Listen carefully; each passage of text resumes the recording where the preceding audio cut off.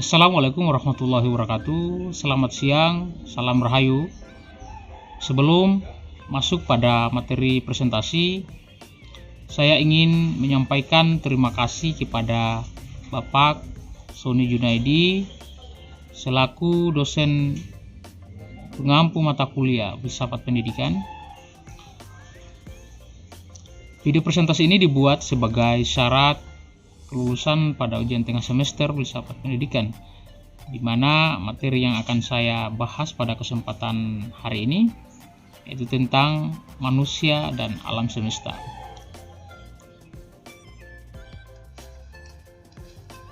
Ya, lanjut pada materi. Manusia dan alam semesta.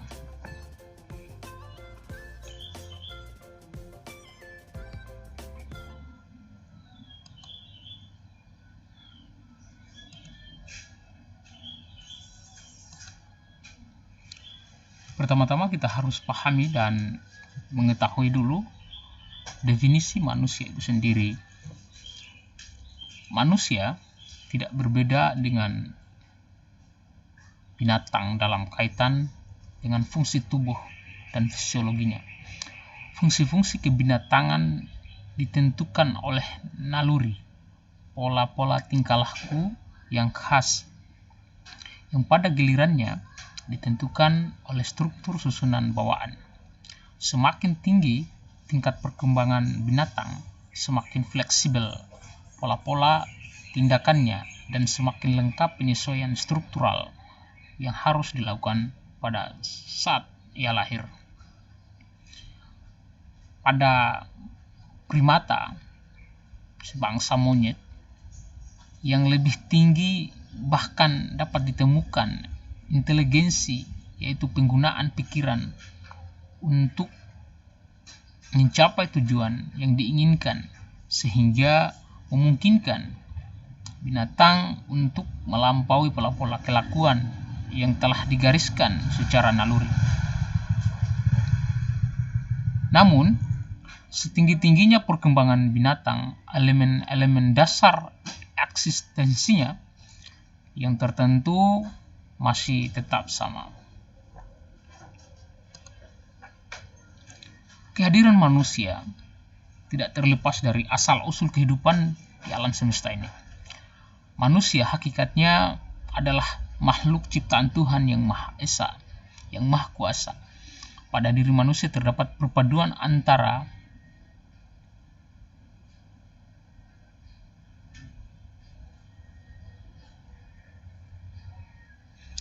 sifat ketuhanan dan sifat kemakhlukan. Dalam pandangan Islam, sebagai makhluk ciptaan Allah Subhanahu wa taala, manusia memiliki tugas tertentu dalam menjalankan kehidupannya di dunia ini. Untuk menjalankan tugasnya, manusia dikaruniakan akal dan pikiran oleh Allah Subhanahu wa taala, Tuhan yang Maha Esa.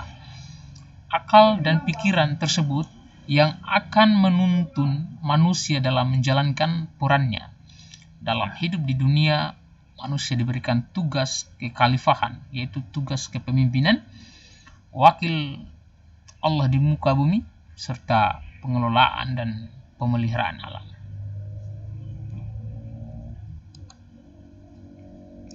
Manusia adalah satu-satunya makhluk di alam yang memiliki kapasitas untuk menyandang predikat khalifah Tuhan di muka bumi.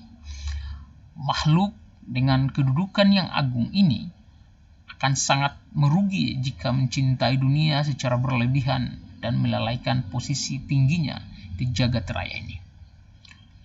Manusia berusaha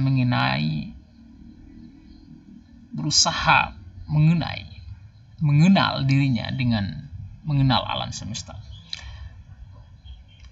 Ia ingin lebih tahu siapa dirinya dan bagaimana alam semesta ini. Dua jenis pengetahuan ini menentukan evolusi, kemajuan, dan kebahagiaannya. Agama mengajak manusia untuk mengenal dirinya. Pokok-pokok ajaran agama adalah kenalilah dirimu agar engkau tahu Tuhanmu. dan janganlah melupakan Tuhanmu agar kamu tidak lupa akan dirimu. Lanjut. Konsep manusia dalam Islam termaktub dalam Al-Quran dan hadis. Manusia diciptakan Allah dengan intisari tanah yang dijadikan nutfah yang tersimpan dalam tempat yang kokoh. Nutfah dijadikan darah beku. Darah beku inilah menjadi muhda yang dijadikan tulang. Tulang dibalut dengan daging sehingga menjadi makhluk lain. Dalam hadis Bukhari Muslim mengartikulasikan bahwa ruh dihembuskan Allah Subhanahu wa taala dalam janin setelah mengalami perkembangan 40 hari nutfah, 40 hari darah beku, 40 hari mudghah. Namun dalam Al-Quran dan As-Sunnah disebutkan bahwa manusia adalah makhluk yang paling mulia dan memiliki berbagai potensi serta memperoleh petunjuk kebenaran dalam menjalani kehidupan di dunia dan di akhirat. Tujuan penciptaan manusia itu sendiri adalah untuk penyembahan kepada Allah. Pengertian penyembahan kepada Tuhan tidak boleh diartikan secara sempit dengan hanya membayangkan aspek ritual yang tercermin seperti salat dan ibadah saja. Penyembahan berarti ketundukan manusia pada hukum Allah Subhanahu wa taala dalam menjalankan kehidupan di muka bumi, baik ibadah, ritual yang menyangkut hubungan vertikal manusia dengan Tuhan maupun ibadah sosial yang menyangkut horizontal manusia dengan alam semesta dan manusia itu sendiri. Sebagai makhluk ciptaan Tuhan, hendaknya kita sadar betapa pentingnya seorang manusia untuk mengetahui apa-apa yang diperintahkan dan apa-apa yang dilarangnya melalui ilmu, sehingga belajar dan terus belajar menuntut ilmu itu tidak akan ada habisnya sampai kita mati. Dari ilmu itulah akan melahirkan amalan-amalan yang kita lakukan menjadi insan yang terbaik di muka bumi.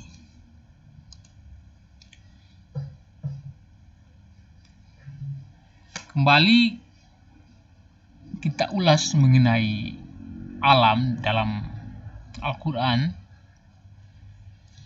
Istilah alam yang kita pakai adalah alam semesta, jagat raya, universe dalam bahasa Inggrisnya. Dalam bahasa Arab disebut alam. Istilah alam dalam Al-Quran datang dalam bentuk jamak alamina, disebut sebanyak 73 kali yang termaktub dalam 30 surah. Pemahaman kata alamin, bentuk jamak Al-Quran tersebut mengandung berbagai interpretasi pemikiran bagi manusia. Bagi kaum teolog, mendefinisikan alam sebagai segala sesuatu yang ada selain Allah Subhanahu wa taala. Bagi filsuf Islam, alam didefinisikan sebagai kumpulan bedat, materi dan surat, bentuk yang ada di bumi dan di langit. Sedangkan perspektif Al-Quran, alam adalah kumpulan yang sejenis dari makhluk Tuhan yang berakal atau memiliki sifat-sifat yang mendekati makhluk berakal.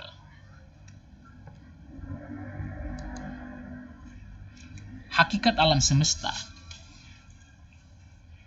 Alam semesta, universe, kosmos, al-kaun merupakan realitas yang dihadapi oleh manusia yang sampai kini baru sebagian kecil saja yang dapat diketahui dan diungkap oleh manusia itu sendiri.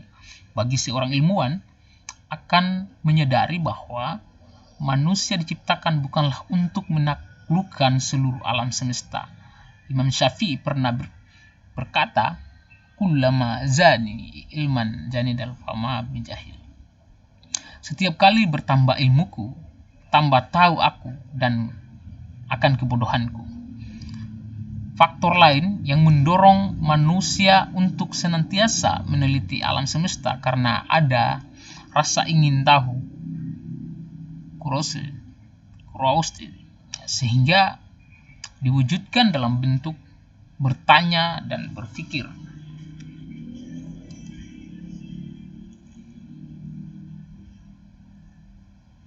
Dalam Al-Quran terdapat penjelasan tentang alam semesta di berbagai fenomena secara eksplisit, tidak kurang dari 750 ayat.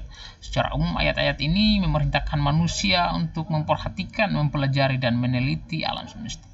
Dalam artian, Al-Quran bukanlah ensiklopedia kealaman. Salah satu tujuannya secara eksplisit adalah bagaimana manusia menyadari bahwa di balik tirai alam ini ada zat yang maha besar, yaitu Tuhan yang maha kuasa. Diameter alam semesta. Secara ilmiah ditetapkan bahwa tidak mungkin bagi seorang dapat keluar dari alam semesta karena jarak yang memisahkan kita bahwa galaksi paling jauh adalah sama dengan 20.000 juta tahun cahaya. Dan sekalipun manusia mampu berjalan dengan kecepatan cahaya tersebut karena ia merupakan kecepatan tertinggi di alam semesta, maka tetap ia membutuhkan waktu 20.000 juta tahun. Renungkanlah ini. Apakah ada yang mampu? Fakta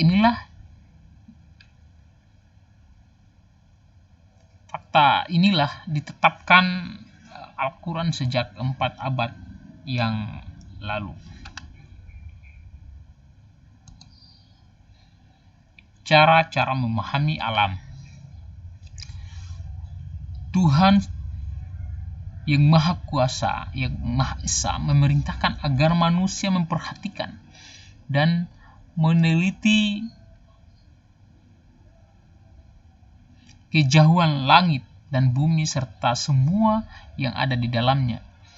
Memikirkan ciptaan Tuhan, akan tetapi bukan zat Allah Subhanahu wa Ta'ala, karena yang didapatkan, yang dipikirkan, dapat diteliti adalah semua ciptaannya saja. Ciptaan itu sendiri adalah benda alam, makhluk Tuhan. Jadi bukan karena benda tersebut manusia memperhatikan, memikirkan, meneliti, akan tetapi kesemuanya adalah ciptaan Allah.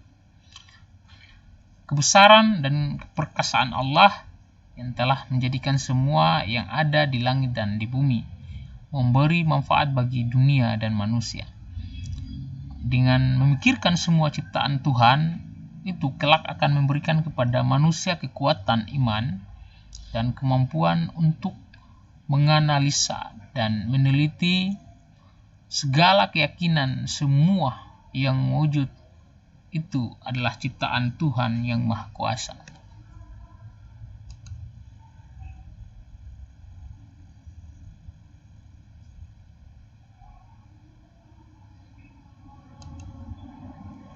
Perspektif intelektual Islam tentang cara memahami alam.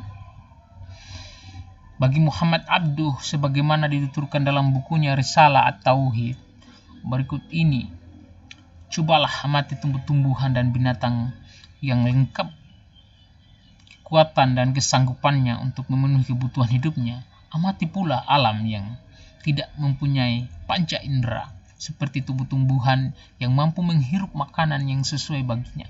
Coba perhatikan bagaimana mungkin biji labu air yang ditanam di samping biji semangka pada kebun yang sama disirami dengan air yang sama, akan tetapi bisa berbeda rasa, yaitu pahit dan manis.